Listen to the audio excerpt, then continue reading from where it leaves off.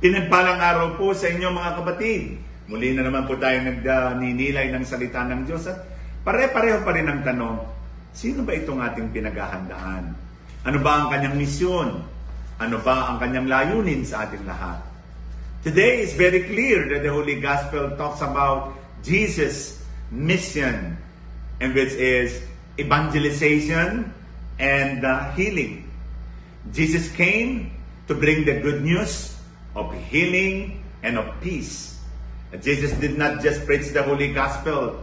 He let them, the people, are allowed to experience the power of Jesus, the reign of God in them, by experiencing the healing of the Lord. Sa pamagitan ng pagpapagaling ng Panginoon, naramdaman ng mga tao ang kaharian ng Diyos. At ang pagpapagaling ng Panginoon hindi galing sa kanyang reservoir from within. It comes from His compassion. The compassion of Jesus. The love and mercy of the Lord can heal, can touch our lives powerfully. At dito po ang dinala ng Panginoon. Ang magandang balita ng kaligtasan, ang magandang balita ng kagalingan at kapayapaan.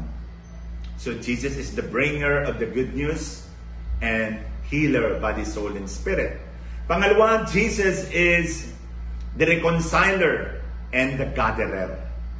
Jesus came to gather the scattered children of God. Tawagin ang mga naliligaw ng landas, pagkaisahin ang mga taong maaring nawawala at gawing isang kawan at isang pastol. And that is the mission of the Lord, to allow us to experience unity. As Jesus said, as the Father and I are one, so you must also be one. That all may be one. Ut unum sint sa wikang Latin. Na sana nga po ang pagkakaisa ng mundo ay maranasan natin, lalo tigit ngayon sa pandemya. Magkatulong ang simbahan, magkatulong ang gobyerno at mga LGUs para magdala ng kaligtasan, kagalingan at tunay na serbisyo publiko sa ating sambayanan.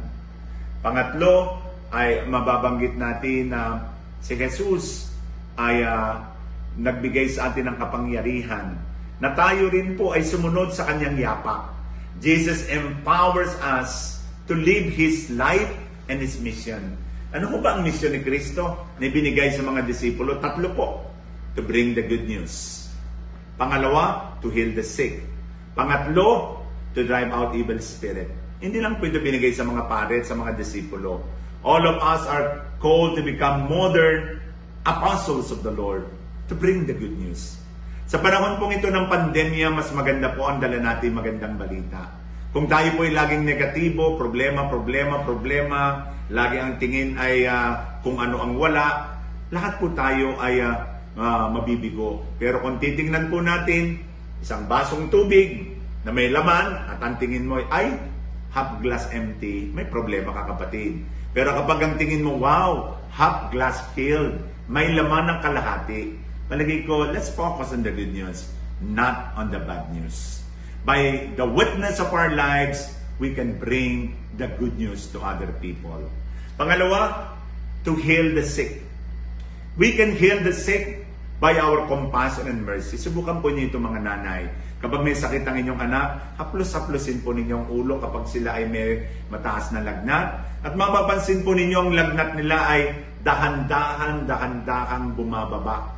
Sapagkat because of your innate love as a mother, hindi ko naman minimenos yung mga tatay, pero nanggaling po kasi sa mga nanay ang mga anak. So there is that connection, spiritual connection between the child and the mother.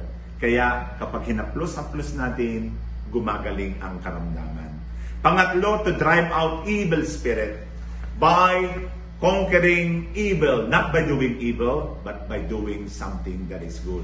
Kaya mga kapatid, patuloy po tayo sa paggawa ng kabutihan para ang mangibabaw, lakas, kapangyarihan ng Panginoong Diyos.